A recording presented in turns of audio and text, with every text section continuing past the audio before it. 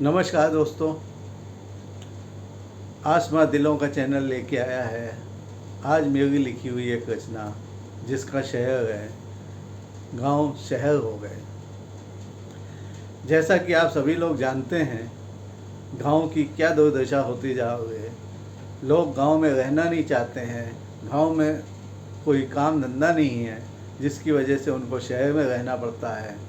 न शिक्षा की न चिकित्सा की कोई भी सुविधा वहाँ न होने की वजह से लोग शहरों की तरफ भाग रहे हैं। इससे हमारे खेत खलिहान विमुख हो रहे हैं। इसी पे आधारित एक रचना लिखी है, लीजिए प्रस्तुत है।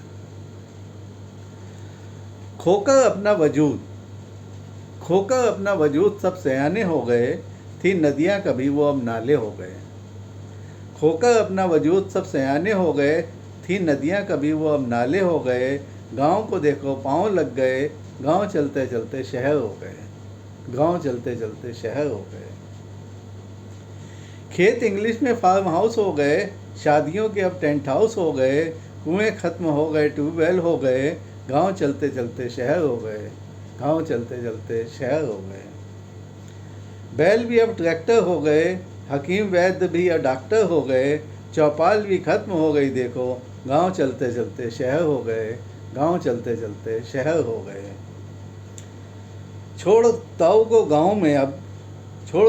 गांव में अब सब लोग शहरी हो गए। किसको कहाँ मिला ठिकाना देखो, गांव चलते चलते शहर हो गए।